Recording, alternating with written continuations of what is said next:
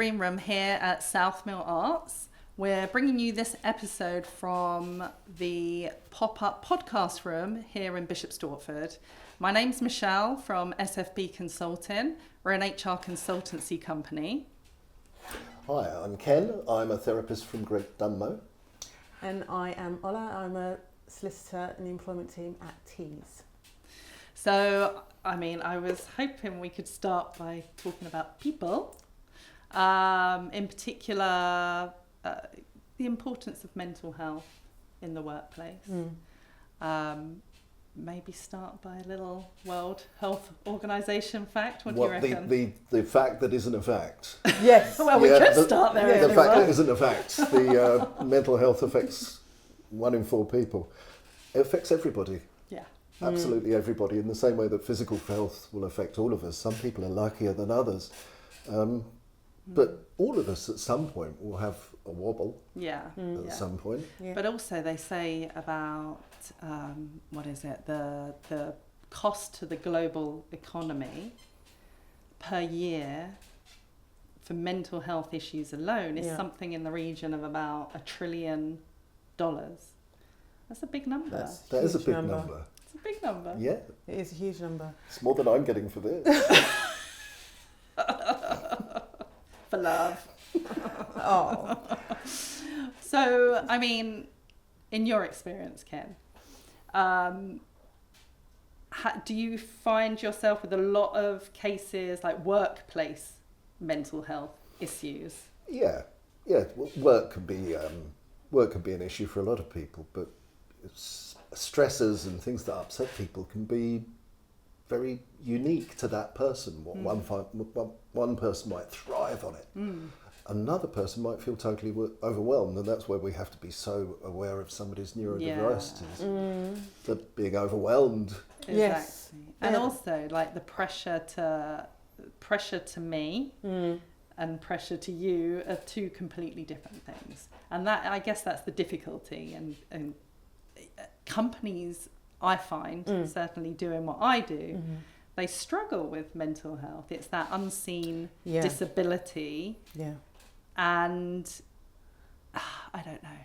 I think that also there's been a lot of noise at the moment about mental health. I think previously it was one of those, as you say, unseen things, and because it's unseen, not many people took it that seriously. Yes, yeah. And I still think many people don't. Yeah, I think we see that.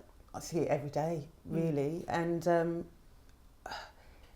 from a personal point of view, I know because I myself suffer with anxiety, and I have ADHD as well. So I can sympathise with those individual people, but as Ken said, how these things affect me don't necessarily affect anybody in the same way. So I know what my triggers are and what I can actually, how I can make myself better or feel better even. But that won't necessarily work for everybody. So it's all about being conscious of everybody's individuality and uniqueness, and trying to tailor your approach to helping them in the way that they need. And how companies respond, I suppose, to mental health. Absolutely. And having that open door, come talk to me.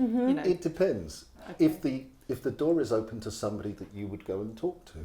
And not everybody's going to feel comfortable. That's right. I'm not going in to talk to that person. I don't feel comfortable with that person. I think there's a lot of fear in why mental health becomes an issue for staff is because they fear if they do bring it up, it is something that's used against them. Yeah, that's a good The company will do a good exercise in box ticking, and yes, we're listening, and yes, we did this, and yes, we did this. But behind the scenes, the employer's thinking, oh no, I've said it now. I'm not going to be considered for that role. I'm not going to be considered for that project. I'm not going to be considered for that project because I'm not handling And also, this. it's not a conscious decision, is it? No. There's a lot of unconscious. Absolutely, yeah, of course, and there is unconscious bias because, I don't know. I think everybody has an element of that in them anyway, but if an employer sees somebody with a mental health illness, a disability, let's say, compared to somebody that doesn't, they're going to choose a person of course that doesn't. Yeah. And that's not, it may not be necessarily a conscious decision. It may just be something that's at the forefront of them. I don't know. You know, these things happen. Yeah.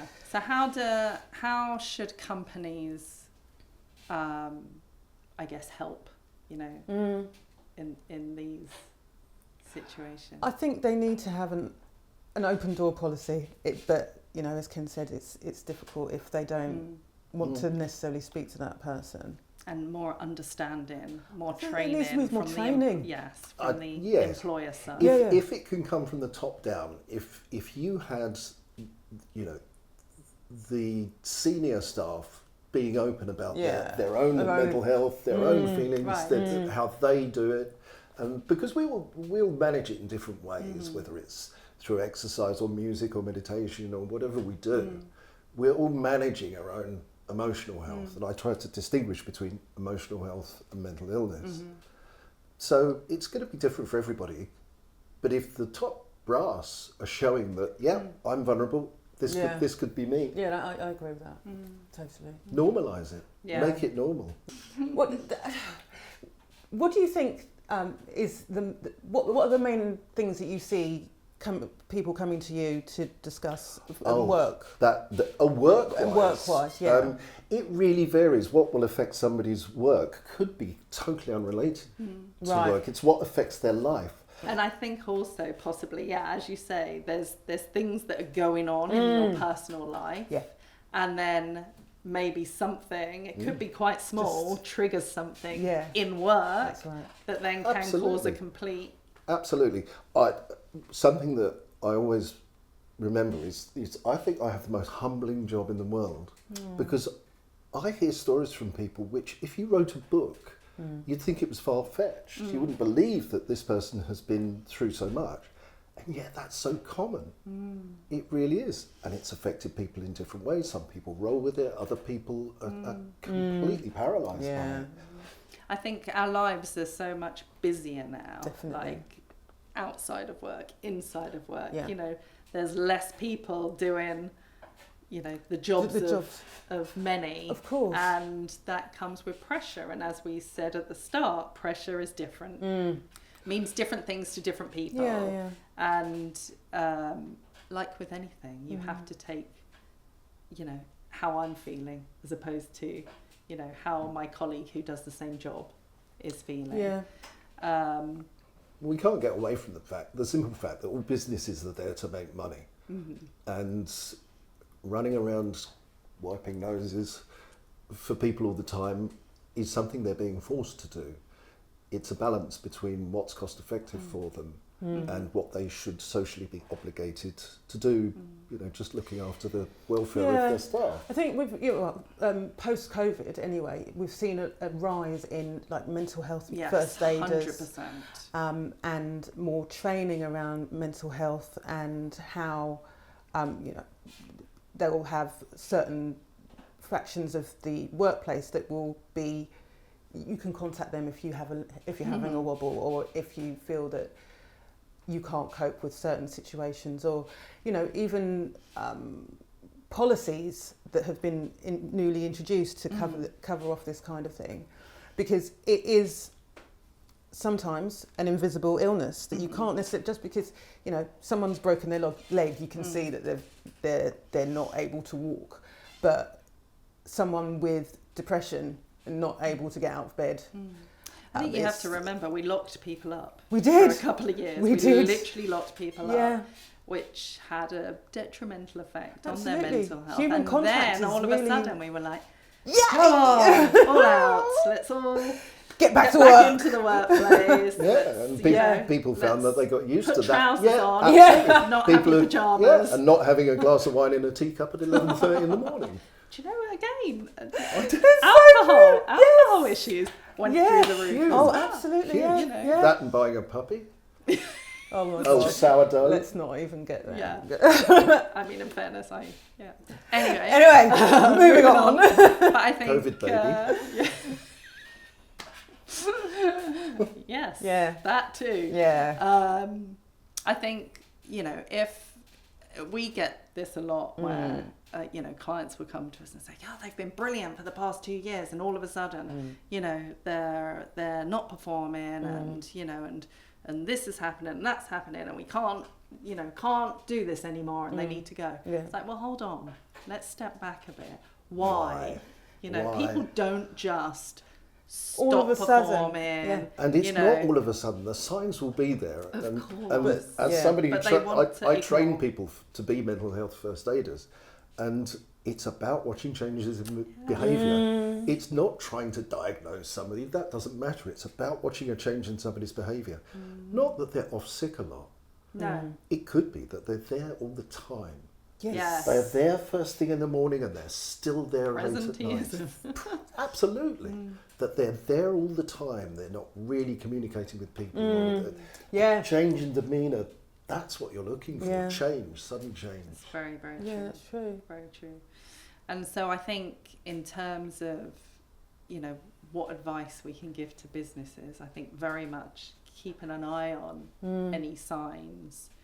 Look, you know, making sure that how you doing, communication. The amount of times I say to people, have you spoken to them? Have you spoken to them? No. Yeah. And so it doesn't start have, there. it doesn't have to be, it can just be thrown into conversation. How was your weekend? Yeah. How was your weekend? What do you got planned for the week? Have you got a busy week ahead? Not, and how are you feeling? And again, let's think about... Well, yes, immediately. It's like, what do you mean? What do you mean? And also, I know this is said in like certain industries, more so I would say, like things like pull yourself together. Man up. Well, yeah, it's seen as a kind of indulgent, you know, kind of, you're just being silly, come on, get on with it. Yeah. Put a smile on, get on. Oh, the best one I see is, cheer up, love, it can't be that bad. Yeah. Oh, yeah, but exactly. Isn't there somebody sent me something the other day and it said, how can you be depressed when there's so much to be happy about? And the reply was, well, how do you have asthma when there's all this air? Yeah, that's a pretty... I love that. Yeah, that's good. That's good.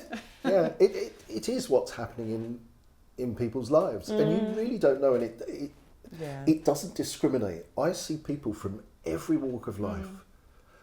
Every walk of life, I see household names. From the chairman to the cleaner. People will have stuff going on. It doesn't matter how much money they have, what they have, who they are. Yeah. It really doesn't. And in fact, people in the public eye suffer most. Yes. Because they're not allowed to have emotions, a wobble without everybody else knowing and everybody else feeling that they have a say in it. Yeah, it's very sad. It is sad. Listening as opposed to trying to fix.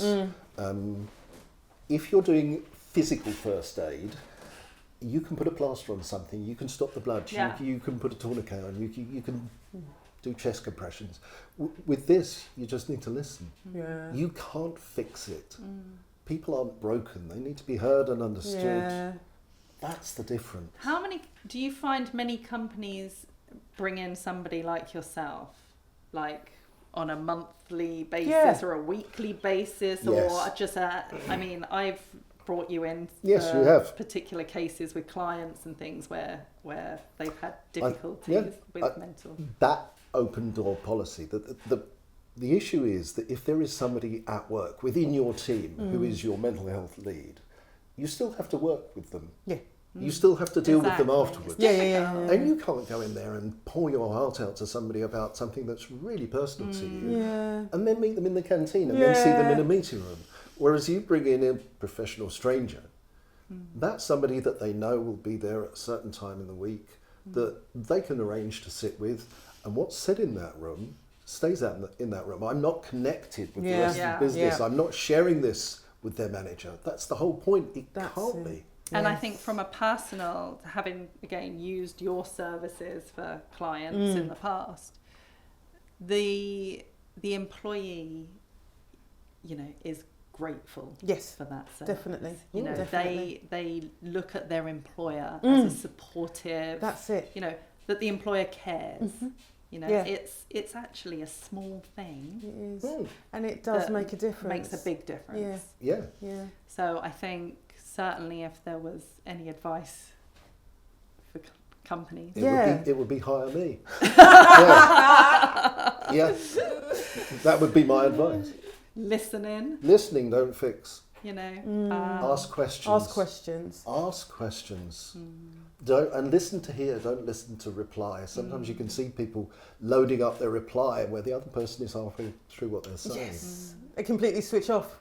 They're not listening at all. They're just, figuring out how they can respond to what the individual was saying to them. I think there's almost a panic in there, isn't Absolutely, there? Which then there brings is. on the you'll be all right. Yeah. Oh yeah. Or it's back covering, they'll say, I pointed them in the direction of doing this. Yeah, job done. Signposted. Yeah. I have signposted them. Yeah.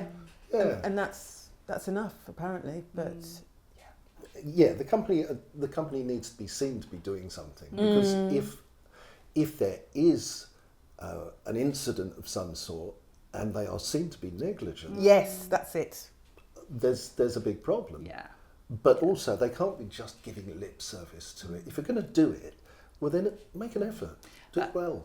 Interesting that there's also that fine line between. I think a lot of companies are scared to do anything, which then can sometimes lead to, bad behaviour and not dealing with it because the fear of dealing with, because it could be mental health related. Yeah, absolutely. Yeah, so let's not deal with it. Yeah. We'll just So before we report the death, drag the body off the premises. It happened there. Okay. I mean, from a legal perspective, wouldn't you say that was probably 100%, Ken. 100%. It didn't happen on site. No, it didn't happen. Didn't happen here. It's fine. On that note, we'll end it there. So if this episode sparked any ideas or questions, keep the conversation going and follow us for more episodes. If you're unsure how to support your team, then don't wait for a crisis and get in contact.